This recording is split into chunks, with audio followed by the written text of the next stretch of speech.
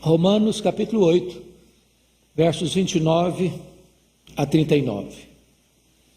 O apóstolo Paulo diz o seguinte: porquanto aos que de antemão conheceu, também os conformes à imagem de seu Filho, a fim de que ele seja o primogênito entre muitos irmãos. E aos que Deus predestinou, a esses Deus também chamou. E aos que chamou, a esses também justificou. E aos que justificou, a esses também glorificou. E Paulo prossegue agora com 5 perguntas.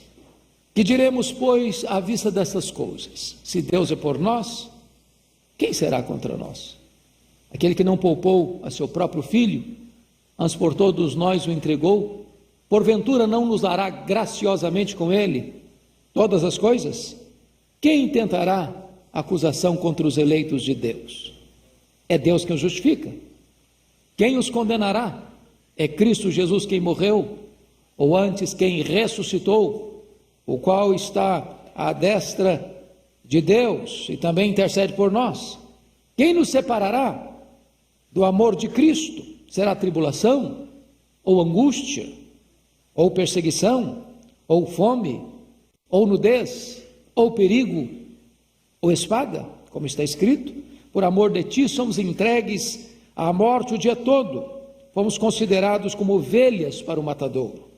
Em todas essas coisas, porém, somos mais que vencedores, por meio daquele que nos amou, porque eu estou bem certo de que nem a morte, nem a vida, nem anjos, nem principados, nem coisas do presente, nem do porvir, nem os poderes, nem a altura, nem a profundidade, nem qualquer outra criatura poderá separar-nos do amor de Deus que está em Cristo Jesus, nosso Senhor.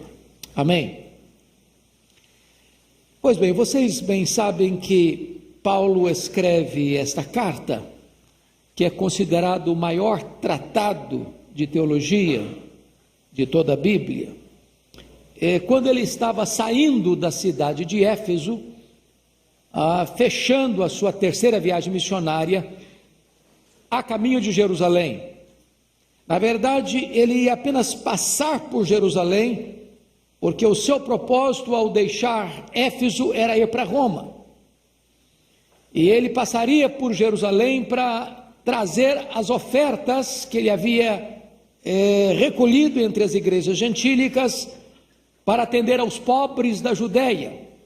Isso porque Atos 18:2 diz que no período do imperador Cláudio, vocês se lembram que a Bíblia faz referência a César Augusto, foi quando Jesus nasceu, depois a Tibério César, quando Jesus morreu, depois vem Calígula, depois vem Cláudio, depois vem Nero. No período de Cláudio, houve uma grande fome no mundo, e os judeus foram expulsos de Roma, e então ao retornarem para a Judéia, muitas pessoas não tinham terras, não tinham casas, não tinham bens, e começaram a passar muita necessidade. E Paulo levanta uma oferta entre as igrejas gentílicas, conforme está em 2 Coríntios 8 e 9, e numa comitiva ele leva esses recursos para a igreja da Judéia. Era plano de Paulo, em seguida, ir para Roma, e de Roma seria enviado para a Espanha. Porém, conforme ele mesmo havia percebido pelo Espírito Santo, lá em Atos 20, versículo 24, 23 e 24, o Espírito Santo dava orientação para ele que o que ele enfrentaria para frente era cadeias e tribulações. E de fato ele foi preso em Jerusalém. Chega em Roma, não como gostaria de ter chegado, como missionário, para ser enviado para a Espanha, mas chega preso, algemado. Então é nessa viagem para Jerusalém é que ele escreve essa carta, que é o seu maior tratado teológico. Ele não tinha estado em Roma ainda, era a capital do império. Roma era a cidade mais rica, mais poderosa, mais populosa do mundo, era a capital do império, com mais de 1 milhão de habitantes. Portanto, era muito estratégico que essa igreja fosse uma igreja forte, para que a partir dela o evangelho pudesse alçar voos mais longínquos,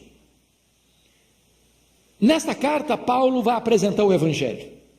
E ele começa no capítulo 1 mostrando o que é o Evangelho. Ele diz: o Evangelho é o poder de Deus para a salvação de todo aquele que crê, primeiro do judeu e também do gentio.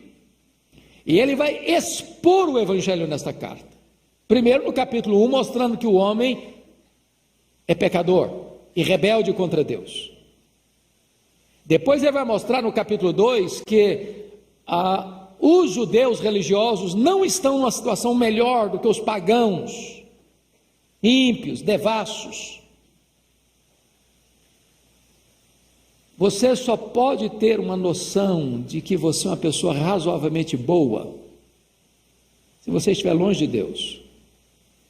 É impossível você estar na presença de Deus e bater palmas para você mesmo. E Paulo então vai mostrar ainda que mesmo os moralistas, que se julgavam melhores do que os outros, estavam numa situação tão complexa quanto os pagãos. E ele fecha essa questão em Romanos 3:23, dizendo que todos pecaram e destituídos estão da glória de Deus. Em outras palavras, antes de você escutar as boas novas, você precisa escutar as más novas. O Evangelho é uma pregação de más novas e boas novas. Más novas porque você não tem condições de querer ou desejar a salvação, a não ser que você reconheça que está perdido. É o reconhecimento que eu sou pecador, de que eu não posso salvar a mim mesmo, que as minhas obras não são suficientes, que a minha religiosidade não é suficiente, é que abre o caminho para o Evangelho. Então, a partir do capítulo 3, versículo 24 de Romanos, Paulo vai abrir as janelas, as portas, as comportas do Evangelho e mostrar que o que eu e você não podemos fazer, Deus fez por nós. Jesus Cristo vai ser o nosso Redentor. Por meio dele, do sacrifício dele, nós vamos ser justificados. E então, a nossa salvação vai ser garantida. No capítulo 4, Paulo vai ilustrar que essa salvação não é uma coisa nova, inédita, que os que viveram antes de Cristo nunca experimentaram. Ele vai ancorar isso lá em Abraão, que foi justificado pela fé. E no capítulo 5 ele vai mostrar para nós os frutos dessa justificação. São 3 frutos que ele estabelece aí. Em relação ao passado, é paz com Deus. Em relação ao presente, é acesso à graça. Em relação ao futuro, é certeza da glória. Então, quando você é justificado pela fé, você tem paz com Deus, você tem acesso livre à graça de Deus, ao trono de Deus, você tem comunicação direta com Deus por meio de Jesus, e com respeito ao futuro, você tem certeza da glória. No capítulo 6, Paulo vai mostrar esta nova vida que você tem em Cristo, porque havia uns falsos mestres lá dizendo o seguinte: bom, se você é salvo pela graça mesmo, e se onde abundou o pecado, abundou a graça ainda mais, então vamos pecar mais para que a graça de Deus se revele ainda mais forte.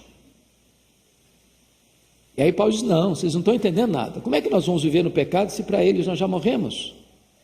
A salvação não é salvação no pecado, a salvação é a salvação do pecado. Então no capítulo 7, Paulo vai mostrar o dilema que o homem tem, porque ele diz: o bem que eu quero fazer eu não faço, o mal que eu não quero esse eu pratico, e eu sou um homem desventurado até que a graça de Deus me alcance. Então ele entra no capítulo 8, e alguém já disse que Romanos é a cordilheira do Himalaia de toda a revelação bíblica, e Romanos 8 é o pico do Everest, é o ponto culminante. E no texto que nós escolhemos aqui para ler, Romanos 8, 29 a 39, chama a sua atenção porque Paulo faz 5 declarações e depois ele faz 5 perguntas. O propósito de Paulo aqui é mostrar para nós a segurança dessa salvação. E por que é importante isso? Porque muitas vezes a sua segurança não depende do que você sente. Eu vou dizer isso com toda clareza aqui para você. Às vezes a pessoa creu no Senhor Jesus, mas não tem segurança, não tem certeza de que está salvo.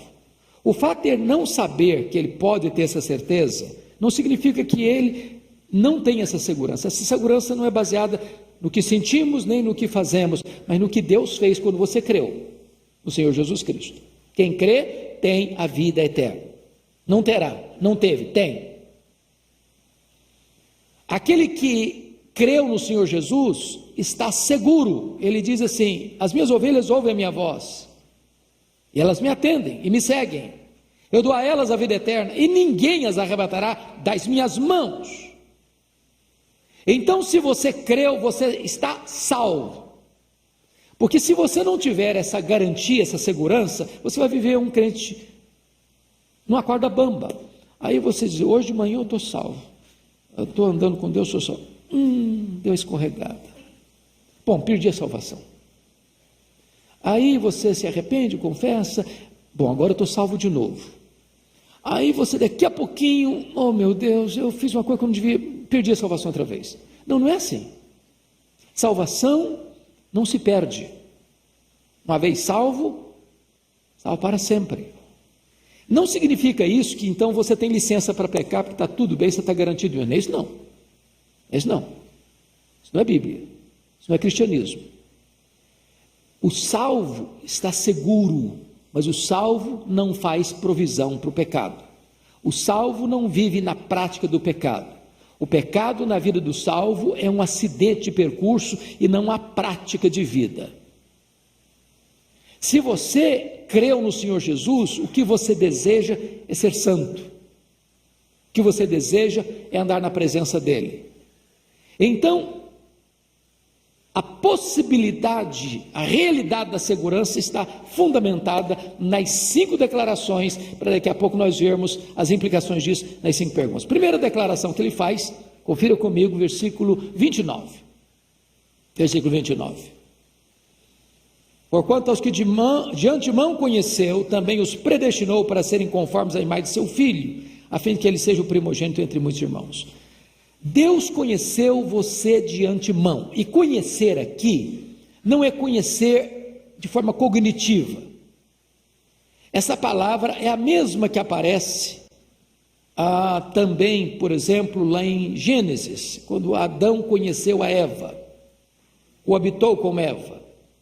É conhecer no sentido relacional, é conhecer no sentido de amar. Isso significa que Deus amou você de antemão. Em outras palavras, Deus não amou você porque viu em você virtudes suficientes para amá-lo. A causa do amor de Deus por você não está em quem você é, mas em quem Deus é. Deus amou você primeiro. O seu amor por Deus é apenas um refluxo do fluxo do amor de Deus por você. Deus escolheu você de forma incondicional, e Deus ama você de forma incondicional. Não tem nada que você possa fazer para Deus amar você mais, e não tem nada que você possa fazer para Deus amar você menos. Deus ama você. Deixa eu ilustrar isso numa experiência que um pai teve com o filho, e me contou isso recentemente. O filho chegou em casa muito constrangido, e o pai percebeu que alguma coisa boa não tinha acontecido.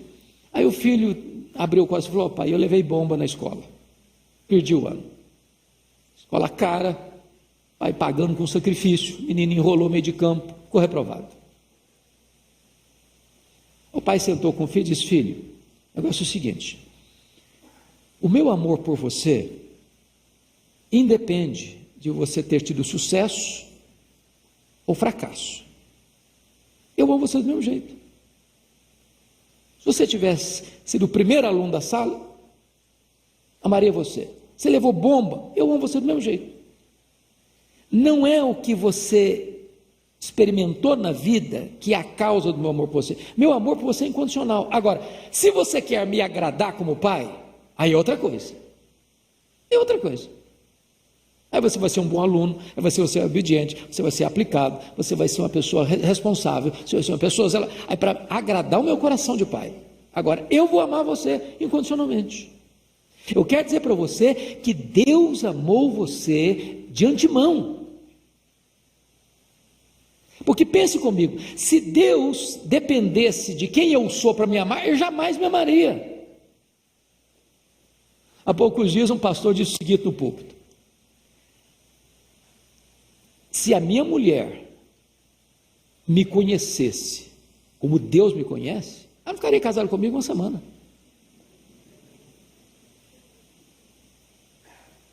Mas é isso mesmo. É isso mesmo. Deus me amou não por quem eu sou, Deus me amou por quem Ele é. O amor dele é incondicional. E outra coisa, Ele me amou de antemão, e mais, Ele me amou com um propósito. Ele me amou para que eu seja conforme a imagem do seu Filho. Ele me amou para me fazer uma pessoa parecida com Jesus. Em outras palavras, Ele me amou não apenas para me levar para o céu, mas para me transformar à imagem do Rei do céu. Essa é a primeira verdade. Então, vou lembrar uma frase dos puritanos: você acha pouco o fato de você ter sido amado por Deus? Você quer mais? O Rei do universo, o Criador do universo, o sustentador da vida, ama você. Ainda que ninguém te ama, Deus ama. Isso é tudo. Segunda declaração. Olha comigo o versículo 30. E aos que Deus predestinou, a esses Deus também te amou. Então a segunda verdade é que Deus predestinou você. O que significa isso? Significa que no que tange a salvação, a sua salvação não começou com você, começou com Deus. Não começou no tempo, começou na eternidade. Não começou na terra, começou no céu. Não é você que escolhe Deus, é Deus quem escolhe você. Jesus Cristo disse isso em João 15,16: não fostes vós que escolhestes a mim, pelo contrário, eu vos escolhi a vós outros. E como é que Deus nos escolheu? Primeiro, Deus nos escolheu antes da fundação do mundo. Portanto, antes de criar o universo, Deus já tinha amado você e escolhido você para a salvação. Segundo, essa escolha não só é eterna, essa escolha é em Cristo. Deus nos escolheu em Cristo. Em outras palavras, ninguém pode se sentir uma pessoa eleita de Deus, escolhida para a salvação. Bom, Deus me escolheu, mas Jesus eu não quero, crer nele eu não quero, me arrepender dos meus pecados e confiar nele eu não quero. Bom, não é impossível, porque a eleição para a salvação passa por Jesus, passa pela cruz, passa pela obra que ele realizou na cruz do Calvário. Terceiro, Deus nos escolheu em Cristo mediante a fé na verdade e santificação no Espírito. Quando eu sou eleito de Deus, é quando eu creio. Como é que eu provo que eu sou eleito? É quando eu creio, quando eu sou santificado pelo Espírito Santo. Quarto, Deus nos escolheu para sermos santos e irrepreensíveis. Em outras palavras, como é que eu posso ter convicção de que eu sou uma pessoa eleita? É se eu busco santificação para a minha vida, porque sem santificação ninguém verá o Senhor. Então preste bem atenção a alguns equívocos. Primeiro equívoco, as pessoas pensam assim: bom, Deus me predestinou, porque Deus lá na eternidade, usando o texto equivocadamente de 1 João 1, 2 e 3, previu que eu ia crer. Porque Deus sabia que eu ia crer, com base nesta fé, Ele me escolheu. É assim? Não, não é assim. A fé não é a causa da eleição de Deus, da predestinação. A fé é a consequência da eleição de Deus. Por exemplo, Atos 13:48 está assim escrito: todos os que foram destinados para a vida eterna creram. Não está escrito assim: todos os que creram foram destinados para a vida eterna. Está escrito: todos que foram destinados para a vida eterna creram. Em outras palavras, a fé não é a causa da eleição, a fé é o resultado da eleição. Segundo, algumas pessoas dizem assim: bom, Deus me predestinou para a salvação porque Ele previu que eu ia praticar boas obras. Não, as boas obras não são a causa, as boas obras são a consequência. Nós somos feitura dele, criados em Cristo Jesus para as boas obras, diz Efésios 2:10. Outros dizem: bom, Deus me predestinou para a salvação porque Ele previu que eu ia ser santo. Não, não é assim. A Bíblia diz que Deus nos predestinou para sermos santos, de tal maneira que a santificação ou a santidade não é a causa da eleição, da predestinação. A santidade é o resultado da eleição. Então, salvação, a predestinação é obra de Deus, foi Ele que escolheu. Terceira declaração de Paulo que nos dá segurança, olha aí o que está escrito, versículo 30, aos que Deus predestinou, a esse Deus também o quê? Chamou. Vamos entender isso aqui. Há dois chamados na Bíblia, dois chamados. Há um chamado geral e há um chamado específico. Há um chamado dirigido aos ouvidos e há outro chamado dirigido ao coração. Por exemplo, foi Jesus quem disse: muitos são chamados, poucos escolhidos. Jesus Cristo disse: olha, eu tenho ainda outras ovelhas que estão aqui nesse aprisco. Quer dizer o seguinte, Deus tem eleitos, Deus tem muito povo ainda, que ao ouvirem a voz do pastor vão atender. Então, você acha que tem gente escolhida por Deus em São Paulo? Deus disse para Paulo lá em Corinto: fale e não te cales, porque eu tenho muito povo nessa cidade. Tem muita gente que pensa, esse negócio de predestinação mesmo, para que eu vou pregar? Mas é por isso que eu preciso pregar mesmo. A predestinação não tira o ímpeto evangelístico, ao contrário, dá a ele garantia de segurança. É porque Deus tem muito povo na cidade, é que eu preciso pregar. É porque Ele tem outras ovelhas que ainda não estão no aprisco, é que eu preciso alçar a voz do Evangelho, porque aqueles que são ovelhas, quando ouvem a voz do pastor, esses atendem a voz do pastor. O Espírito Santo vai lá, tira a venda dos olhos, vai lá, tira o tampão dos ouvidos, vai lá, tira o coração de pedra e dá um coração de carne. Louvado seja Deus. Deus chama e chama eficazmente. Chama a que hora? Chama na rua. Em que lugar? Chama na rua, chama na igreja, chama no campo de futebol, chama no bar da esquina, chama na boate, chama até lá no carnaval. Chama! Ô irmãos, é uma coisa maravilhosa. Eu tive uma experiência há alguns anos que marcou muito a minha vida. Eu resolvi com a igreja lá em Vitória que naquele ano eu não ia fazer retiro, eu ia para o carnaval evangelizar. Preparei 60 jovens, botamos uniforme, montamos uma barraca lá no corredor do carnaval, e folheto, água gelada e evangelização. E eu tive a experiência marcante, muita gente, 30% das pessoas que pulam carnaval são desviados de igreja, 30%. E ali, às vezes eu estou, não, um camarada pulando carnaval, bebendo cachaça, nunca vai ouvir o evangelho, pois o evangelho é o poder de Deus, até para alcançar um drogado, até para alcançar um bêbado, até para alcançar um camarada que está lá como um fulião. Você chega e fala de Jesus para o camarada, confrontam com o poder do evangelho, daqui a pouquinho o coração se dobra, as lágrimas vêm, a garrafa de cachaça é entornada, e o cara volta para casa chorando, confessando os seus pecados, e acertando a sua vida com Deus. Não, ninguém pode resistir à voz poderosa de Deus. Eu já contei aqui para a igreja uma experiência, eu vou repetir, tem muita gente nova aqui hoje. Eu um dia estava numa segunda-feira no meu gabinete pastoral, um senhor bate a porta e disse: eu preciso falar com o senhor. Eu falei: pois não. Ele disse: eu estive aqui na igreja ontem à noite, no domingo à noite. Eu falei: que bom, o senhor é bem-vindo aqui. Eu falei: não, mas eu não vim participar do culto não. Eu falei: então você vai fazer o quê? Eu falei: eu era um traficante, vim roubar um carro. Eu falei: é mesmo? E levou o carro? Eu falei: não consegui levar. Eu falei: por quê? Ele diz: enquanto eu estava lá, os carros estavam na frente do templo, na rua, eu escutei uma música, e eu fui atraído pela música, e do jeito que eu estava com o meu revólver 38 na cintura, eu entrei. Quando eu entrei, a palavra de Deus entrou como uma bomba no meu coração. Eu reconheci meu pecado, e eu me entreguei a Jesus, e eu saí correndo para casa chorando, e minha mulher me perguntou: o que aconteceu com você, cara? Alguém te machucou, te bateu, te feriu? Não, mulher, eu ouvi o evangelho, Jesus me salvou, Jesus me perdoou, eu sou uma nova criatura, Deus mudou a minha vida. Eu acompanho esse homem até hoje. Jesus mudou a vida dele.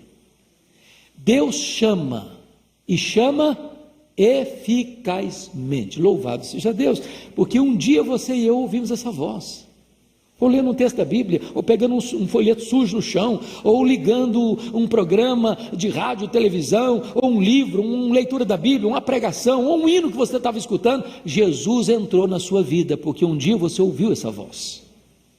Terceira declaração de Paulo: aos que Deus predestinou, a esse Deus também o quê?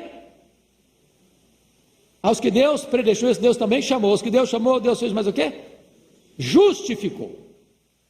Aqui está o coração da Bíblia. O crente que não compreende a gloriosa doutrina da justificação, ele vive perturbado, inquieto, inseguro. Então, o que é justificação? Vamos lá. Essa é uma palavra jurídica, essa é uma palavra forense. Justificar ou justificação é um ato de Deus, onde Ele declara, lá diante do seu tribunal, que aquele que creu em Jesus, mediante o sacrifício do substituto, Jesus Cristo, ele está quites com a lei de Deus e com a justiça de Deus. Ele não deve mais nada, não há condenação sobre a vida dele mais. Lá na justificação, Deus resolveu os seus problemas do passado, do presente e do futuro. Então eu vou explicar isso bem, mais claro para você. A Bíblia diz que todos pecaram e destituídos estão da glória de Deus. Não há justo nenhum sequer. E a Bíblia diz que todos, sem exceção, vão ter que comparecer perante o tribunal de Deus para dar conta da sua vida. E a Bíblia diz que naquele grande dia do juízo os livros vão ser abertos. E a Bíblia diz ainda que no grande dia do juízo, quando os livros forem abertos, nós vamos ser julgados segundo o que estiver escrito nos livros. E o que vai estar escrito lá? Pois bem, a Bíblia diz que nós vamos ser julgados pelo menos por 4 critérios. Primeiro critério, pelas nossas palavras. Quem acha que vai ter chance de alguém passar pelo pente fino da justiça de Deus, pelo critério das palavras? Tem alguém? Só para fazer um checklist aqui agora, com você que está aqui. Já xingou alguma vez? Já falou palavrão alguma vez? Já contou alguma piada que não devia ter contado alguma vez? Já falou mal dos outros alguma vez? O dedinho ficou nervoso, você teclou alguma coisa que não devia teclar alguma vez? Bom, por esse critério das palavras não passa ninguém. Então, nesse quesito, condenado. Segundo, não vão ser julgados pelas nossas obras. Você acha que alguém vai conseguir passar nesse pente fino do tribunal de Deus pelo critério das obras? O que você fez? Seu pai não viu, sua mãe não viu, seu marido não viu, sua mulher não viu, seus filhos não viram, seus amigos não viram, seu pastor não viu, a justiça não viu. Passa alguém nesse pente fino? Não, não consegue passar ninguém. Pelas obras ninguém pode ser salvo. Sabe por quê? Porque o padrão é perfeição. A Bíblia diz assim: se você guardar toda a lei e tropeçar num único ponto, você é culpado da lei inteira. Então, não dá para passar nesse critério. Então, nesse quesito, condenado. Terceiro quesito, omissão. Nós vamos ser julgados também pelas nossas omissões. Se você sabe que deve fazer o bem e não faz, nisso você está pecando. Bom, você aqui acha que alguém, porventura, fez tudo o que deveria fazer? Nesse quesito alguém passa? Isso é tão complexo que Mateus 25 traz a imagem de um julgamento, 31 a 46, só com pecados de omissão. E o resultado para aqueles que não passaram por este processo é: apartai-vos de mim, malditos, para o fogo eterno, preparado para o diabo e seus anjos. E quando as pessoas perguntam: mas por quê? E eles dizem: olha, eu estive com fome, eu estive com sede, eu estive doente, eu estive preso, eu era forasteiro, e você não me resolveu o problema. Mas quando é que te vimos? Não, não é comigo não, é para cada uma pessoa que você deixou de assistir. Em outras palavras, nesse quesito, omissão, também condenado. Aí vem o quarto quesito do julgamento: os nossos pensamentos, os desejos secretos do nosso coração. Aí complica, aí pega.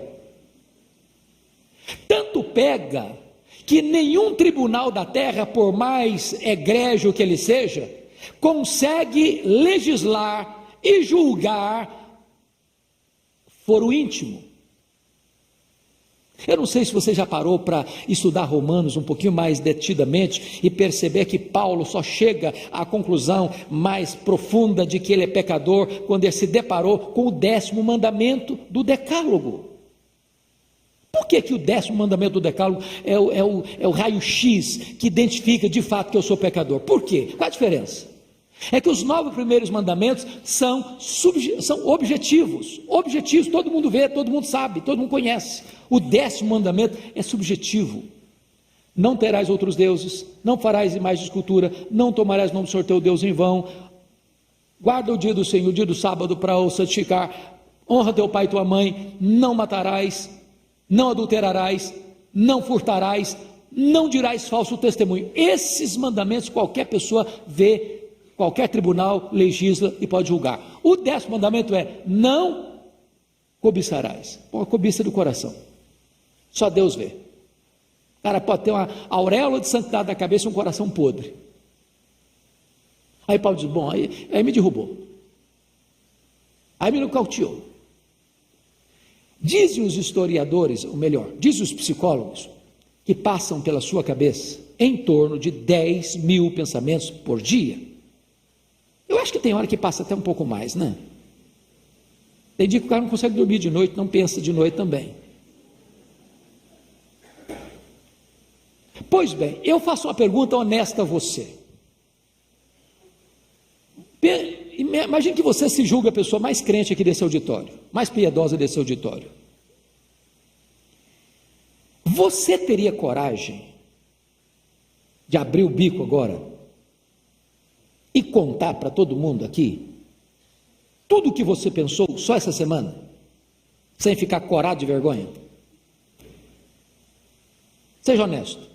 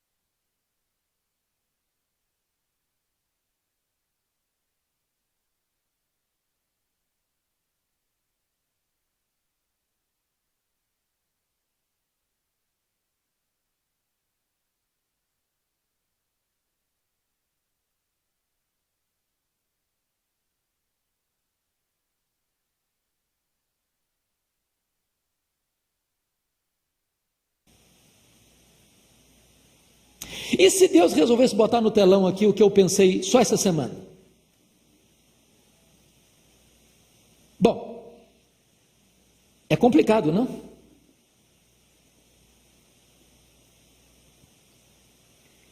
O que eu quero levar você à compreensão é o seguinte: diante do tribunal de Deus, pelo quesito de mérito e pelo quesito de obras, não tem jeito.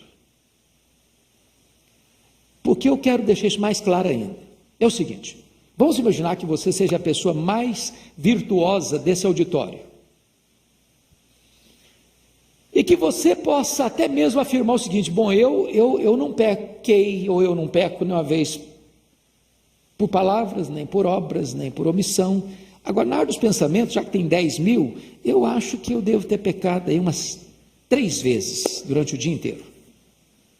Bom, se você não pecou nem por palavras, nem por obras, nem por omissão, você teve 9.997 pensamentos bons, só 3 ruins, você já é quase um anjo ambulante. Mas mesmo assim, se você tivesse só 3 pecados por dia, no final de um mês você teria quantos pecados? 90. No final de um ano, aí já complica. Dá 1.080, mas vou arredondar para 1.000, baixar um pouquinho. Se eu tivesse só 3 pecados por dia, eu estaria hoje com 61.000 pecados.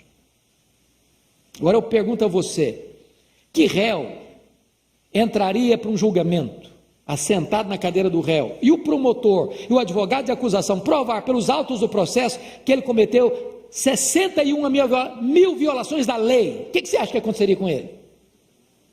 Condenado. Pronto.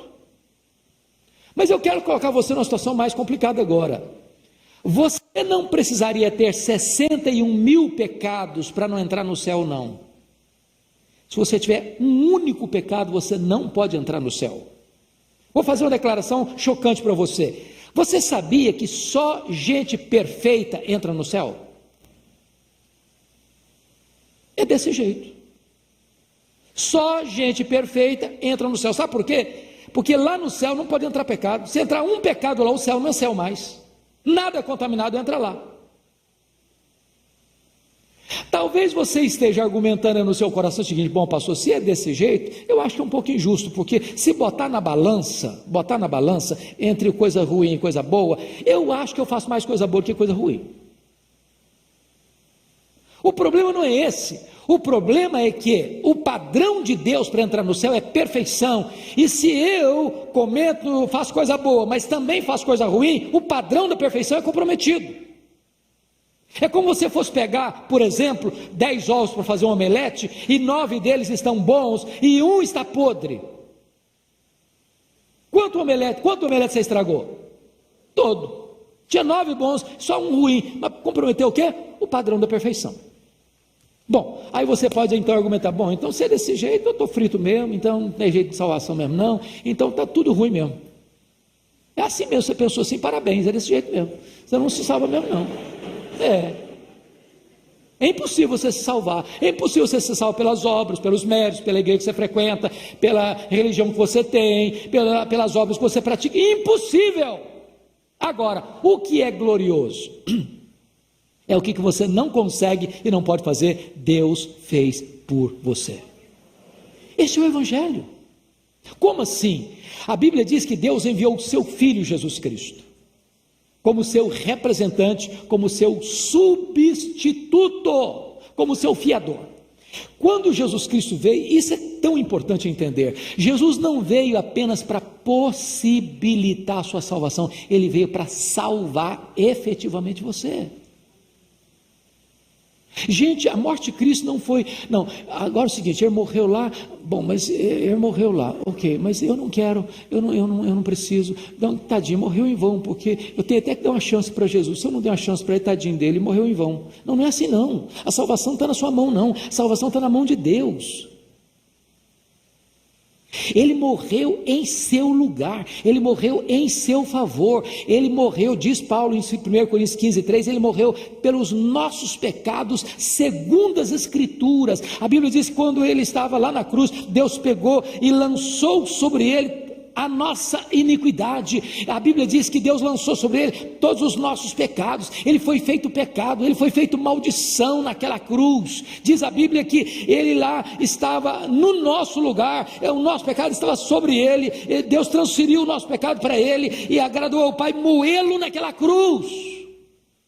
E quando ele estava lá com o meu pecado, com o seu pecado, ele pegou esse escrito de dívida que era contra nós, rasgou, anulou, encravou na cruz e dá um brado: está pago, está consumado, aquele que crê em mim não deve mais nada. Isso é justificação. Justificação não é um processo, é um ato. Ninguém é mais justificado ou menos justificado do que outro. Aquele que crê está justificado, não deve mais nada, está quisto com a lei de Deus, está quisto com a justiça de Deus. Deixa eu dizer isso mais claramente, porque entender isso é a base, é o alicerce da nossa segurança. Justificação é mais do que perdão, mais do que perdão. Perdão na Bíblia é um conceito negativo e justificação é um conceito positivo, e eu explico. Imagine que você devesse R$1 milhão ao banco, e você está zero, quebrado, sem um centavo no bolso. Bom, alguém vai lá e deposita R$1 milhão na sua conta, e a sua dívida é o quê?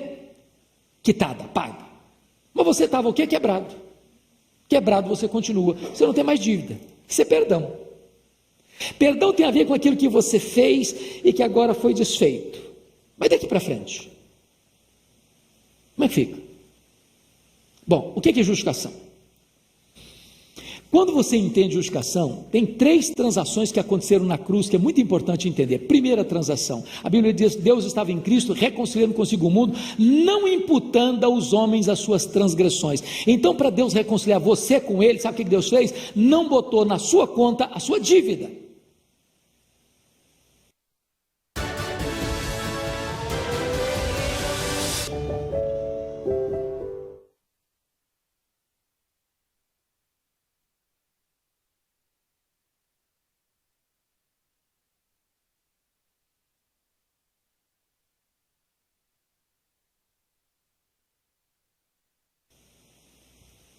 Qual o tamanho dessa dívida?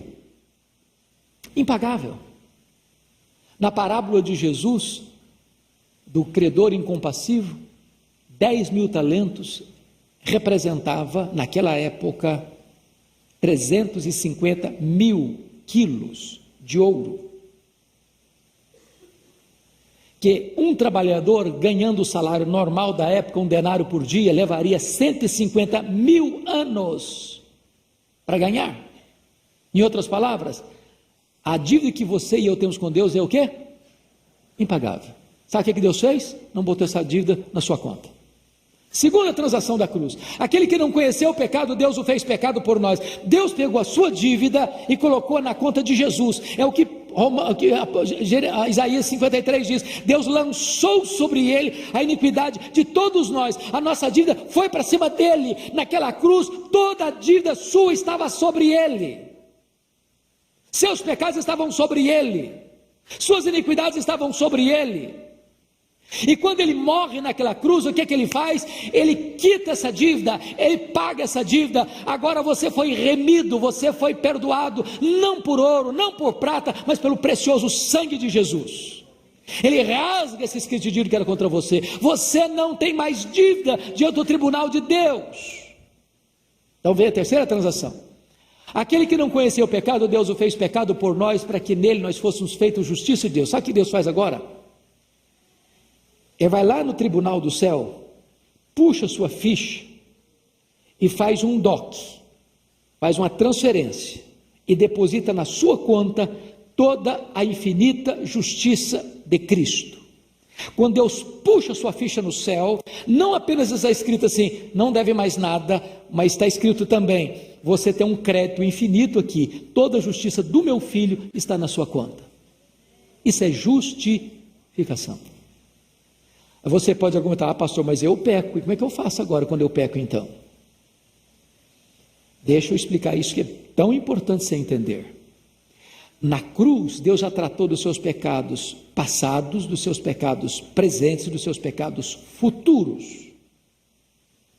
É por isso que Paulo começa Romanos 8, 1 assim: já nenhuma condenação há mais para aqueles que estão em Cristo Jesus. O problema, prestem atenção aqui, é que você mudou de status. Antes você era um réu diante de um juiz, agora você é um filho diante de um pai. Eu pergunto a você, quando o seu filho erra com você, você diz que ele não é seu filho mais? Não, você não faz isso, não é verdade? Se nós que somos maus, sabemos dar boas dádivas aos nossos filhos, quanto mais o Pai Celeste. Deus é um Pai melhor do que nós conseguimos ser. Então, quando eu erro, quando eu peco, quando eu faço alguma coisa, ou penso alguma coisa, ou falo alguma coisa, ou deixo de fazer alguma coisa que não agradou o coração de Deus, eu reconheço que eu pequei. Sabe o que acontece? 1 de João 1,9, está escrito lá: se confessarmos os nossos pecados, Ele é fiel e justo para nos perdoar os pecados e nos purificar de toda injustiça. Agora você devia fazer outra pergunta: eu não estou entendendo esse texto, sabe por quê? Por que Deus é fiel e justo para perdoar? O justo não perdoa. Se fosse pela lógica humana, deveria estar assim: Deus é fiel e o quê? Misericordioso. Mas não está escrito isso lá. Deus é fiel e justo. Eu vou ilustrar. Imagine que alguém chegue aqui nesse auditório e entre com a arma na mão e tira a vida de um de nós aqui diante de todo mundo. Ali fora a polícia bota a mão nele, vai para a cadeia, vai para o julgamento, 7-0 no tribunal popular, e ele leva 50 anos de cadeia. O juiz pode dizer para ele assim: olha, em nome da lei e em nome da justiça brasileira, você pode ir para casa. tem problema nenhum contra você mais. O juiz pode fazer isso em nome da lei, em nome da justiça? Não. Qual o papel do juiz? Fazer cumprir a lei, exercer a justiça. Mas se o justo não perdoa, por que está escrito isso aí? Ele é fiel e justo para perdoar. Sabe o que acontece? A palavra confessar no grego é homologel, que significa, vem a palavra homologar. Quando eu reconheço, eu sou filho, sou perdoado, já fui justificado. Quando eu reconheço que eu pequei, eu chego para Deus, Deus, eu reconheço que eu pequei. Aí Deus diz assim para mim, pois é, então, já que você confessou o seu pecado, você concorda que você é pecador, que você pecou, por causa daquilo que o meu filho fez por você na cruz, eu sou justo para não punir você de novo, porque eu já puni o meu filho naquela cruz. Por causa do sacrifício dele, eu perdoo você. Isso é justificação. Qual é a quinta afirmação que Paulo vai fazer? E aos que Deus justificou, a esse Deus também fez o quê? Glorificou. Então eu vou fazer uma perguntinha da língua portuguesa. Em que tempo verbal está essa palavra, esse verbo aí, glorificou? Que tempo? Está no passado. Qual passado? Pretérito perfeito ou imperfeito? Pretérito perfeito. Agora eu vou fazer outra pergunta. Paulo errou na gramática ou na teologia? Porque eu não estou glorificado ainda, você está? Você precisa comer? E às vezes jejuar?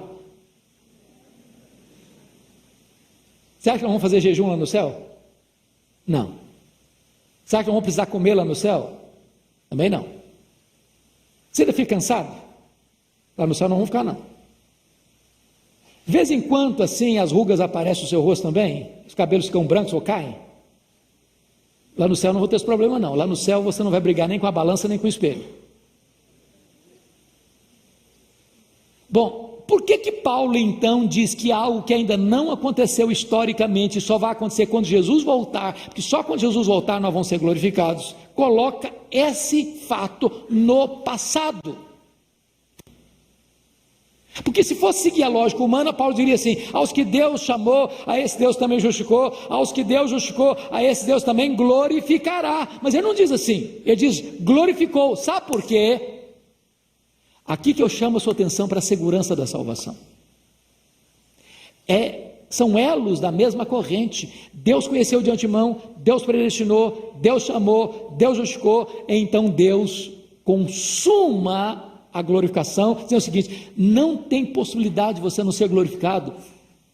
Na mente de Deus, nos decretos de Deus, você que foi conhecido de antemão, predestinado, chamado, justificado, já está glorificado. É impossível que você se perca. É impossível que essa corrente seja quebrada. É impossível que o plano de Deus possa ser frustrado. É impossível que o projeto vitorioso de Deus seja derrotado. Louvado seja Deus. Aquele que crê tem vida eterna. É segurança absoluta e inabalável. Eu quero então concluir, levando você agora, depois dessas 5 declarações, para as 5 perguntas. E serei mais breve. Primeira pergunta está no versículo 31. O que é que ele vai dizer no versículo 31 aí? Que diremos, pois, à vista dessas coisas? Que coisas? As coisas que nós acabamos de falar aqui. Se Deus é por nós, quem será contra nós? Então veja bem, vem o diabo para acusar você. Você não está salvo nada. Que vidinha fajuta você está levando. O que é isso? Você errou, você pecou, você está salvo nada, você vai para o inferno. Porque o diabo tem 2 manias de fazer as coisas. Ele diz para você, não peca, vai ser bom, vai ser gostoso, você merece, você está precisando ter um pouco de prazer. E aí depois que você peca, diz, agora não tem mais jeito não, agora você está ralado, agora você está ferrado comigo, agora eu vou te levar para o inferno, agora você é meu, agora você não sai dessa mais não. Então deixa eu dizer, nem o diabo, nem o inferno, nem o mundo, nem nada, nem ninguém, nem anjos, nem principados, nem poderes, nem coisa da altura, nem da profundidade, nada pode afastar você do amor de Deus. Se Deus está dizendo que está do seu lado, então você é mais do que vencedor. É isso que Paulo está dizendo. Segunda pergunta, Aquele que não poupou o seu próprio filho, antes por todos nós o entregou, porventura não nos dará graciosamente com ele todas as coisas? A lógica de Paulo é partir do maior para o menor. Se ele nos deu o seu filho, e o seu filho é tudo, e o seu filho é o melhor, e o seu filho é dar a si mesmo, você acha que ele que deu o seu filho para morrer no seu lugar, vai deixar de suprir você nas suas necessidades, para que essa salvação seja garantida até o final? Aquele que começou boa obra em você, vai completá-la até o dia de Cristo Jesus. Ele já deu Jesus por você, com ele, no pacote do filho dele, vem todas as outras coisas. Então não fica com medo, não fica inseguro, não fica perturbado, não fique aí na corda bamba, você pode ter garantia e certeza de vida eterna. Terceira pergunta: quem tentará acusação contra os eleitos de Deus? É Deus quem o justifica. Aí você começa a perceber que a linguagem de Paulo é a linguagem de tribunal, né? Então nós temos quantos tribunais aqui no Brasil? 4 instâncias. 4, perguntando para os advogados aqui, quantas instâncias nós temos? 4 instâncias. O camarada foi condenado na primeira instância, apela para a segunda. Aí perdeu na segunda, apela para a terceira. Aí perdeu na terceira, apela para a quarta. Bom, depois da quarta não tem mais jeito, aí é cumprir sentença. O que Paulo está dizendo aqui é o seguinte: o fato de você ter sido justificado, e é uma decisão judicial, é uma decisão do juiz em relação a um réu, você que crê no meu filho não deve mais nada, está justificado, não tem como ter mais nem réplica, nem tréplica, nem tem mais condições de recorrer a tribunal superior, porque o juiz que declarou você justificado é a Suprema Corte Divina, o Supremo Pretório Divino, é o Supremo Tribunal Federal do Céu. Acabou, não tem mais apelação. Pode vir o diabo, pode vir o inferno, pode vir o mundo, pode vir o acusador, pode vir qualquer jeito. Deus é quem justificou você. Quem tentará acusação contra os eleitos de Deus? É Deus quem os justifica. Louvado seja o Senhor. Quarta pergunta, retórica de Paulo: quem os condenará? Foi Cristo quem morreu, o antes quem ressuscitou, o qual está à direita de Deus e intercede por nós. Então veja bem que agora Paulo está dando para você as bases legais pelas quais o juiz diz que não tem mais condenação sobre você. Preste atenção numa coisa: a graça justifica o pecador e não o pecado. Não é graça barata.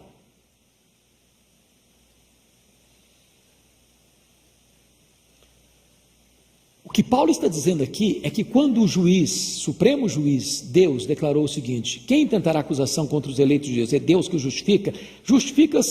Justifica-os em que base? Com que critério? Por quê? E aí Paulo vai responder essa pergunta nessa quarta pergunta retórica.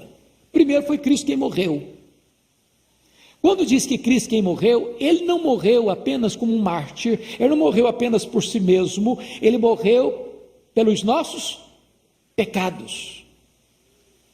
E a morte dele foi uma morte substitutiva. Nós chamamos isso de morte vicária. Então, quando ele morreu não por nós, ele não morreu apenas, melhor dizendo, ele não morreu apenas para possibilitar que um dia, porventura, talvez, se eu quiser, se eu não quiser também, não, ele morreu pelos meus pecados, ele morreu no meu lugar, ele morreu a minha morte, ele levou sobre si a minha transgressão, ele morreu como se eu estivesse lá naquela cruz, morrendo. Aliás, nós estávamos lá, não na cruz da direita, não na cruz da esquerda, mas na cruz do centro. Eu estava lá, ele morreu pelos meus pecados, eu fui crucificado com ele. Mas agora Paulo diz, ele não só morreu, ele ressuscitou. Por que ele está dizendo isso? Porque se ele tivesse morrido e não tivesse ressuscitado, ele seria um fracasso, ele seria derrotado, ele não poderia salvar nem a ele mesmo, quanto mais a você e a mim. Mas ele não apenas morreu pelos nossos pecados, ele está à direita de Deus e intercede por nós. O que significa isso? Significa o seguinte: que o Senhor Jesus Cristo não só nos resgatou, nos justificou, mas agora, nessa jornada entre o novo nascimento e a glorificação, quando você e eu ainda continuamos nesse mundo caído, e ainda temos um corpo de fraqueza, e ainda estamos susceptíveis a pecar, Ele vai nos assistir como nosso grande sumo sacerdote, como nosso advogado justo. É por isso que João diz na primeira carta, capítulo 2:1, filhinhos, estas coisas eu vos escrevo para que não pequeis. Se todavia alguém pecar, temos advogado junto ao Pai, Jesus Cristo, o justo, e Ele é a propiciação pelos nossos pecados.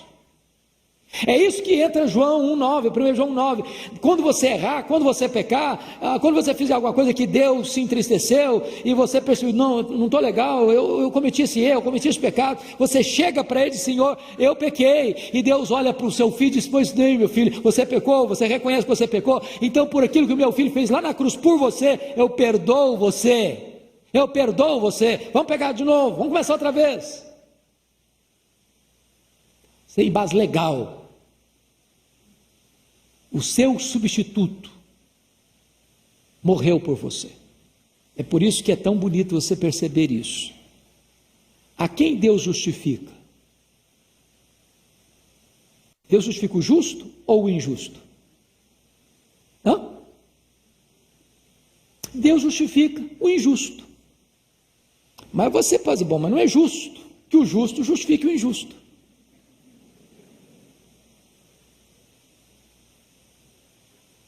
Mas por que o justo justifica o injusto?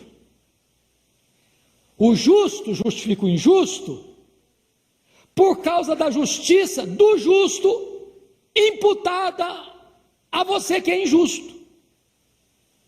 Em outras palavras, porque Jesus, que não tinha pecado, se fez pecado, o meu pecado estava nele, ele morreu pelo meu pecado, então ele era meu substituto, então Deus diz o seguinte, eu estou punindo no meu filho o seu pecado, para não punir em você. E a última pergunta, então, já é uma pergunta mais existencial, quem nos separará do amor de Deus? Será tribulação, ou tristeza, ou angústia, ou fome, ou perigo, ou espada? E Paulo não foi tão exaustivo, ele poderia dizer, que mais poderá nos separar do amor de Deus? É enchente? É sua casa ser invadida por água e perder tudo? O seu casamento ter acabado e acontecer um divórcio? Ou alguém falar mal de você, destruir sua reputação? Qualquer outra coisa. E ele está dizendo, nada, não tem nada que possa separar você do amor de Deus. E ele diz, nem a morte, nem a vida, nem anjos, nem principados, nem poderes, nem altura, nem profundidade, nem qualquer outra criatura poderá nos separar do amor de Deus que está em Cristo Jesus, nosso Senhor. A conclusão que nós chegamos, irmãos, é que Deus nos deu uma grande salvação. Grande salvação. Essa salvação é segura. Você não precisa ter medo. Isso não é para licença para você, que legal, então quer dizer que eu estou seguro, né? Então deixa eu viver do jeito que eu quiser agora, estou seguro, não tem nem problema não. Não é isso que a Bíblia ensina não. Você está seguro, como filho de Deus. O filho de Deus prova que é filho de Deus, quando ele anseia por Deus, quando ele tem prazer em Deus, quando ele se deleita em Deus, quando ele vive em santidade, quando ele realiza e pratica boas obras para a glória de Deus. Pecado é acidente, mas você não faz provisão para ele, você não se deleita nele. Um crente verdadeiro, qual é a prova dele? O cara que não é crente, irmãos, o cara que não tem o Espírito Santo, o cara que não foi transformado, ele peca, vai dormir tranquilo, não, nem está aí. Mas se você é um crente, olha que você peca, sabe o que você faz? Não dá uma tristeza, dá uma angústia, fica ruim aqui dentro, ruim.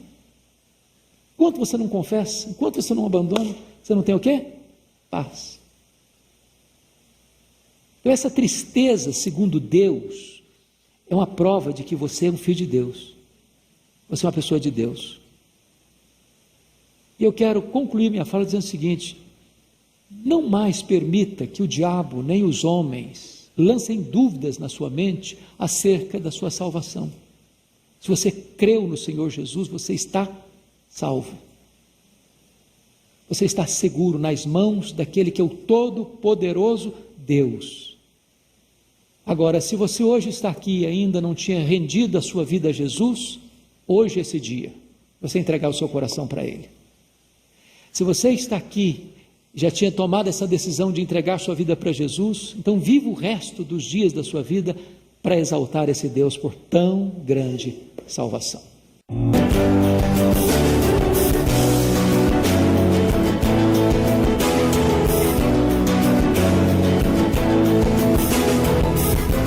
Palavra da Verdade, com Hernandes Dias Lopes.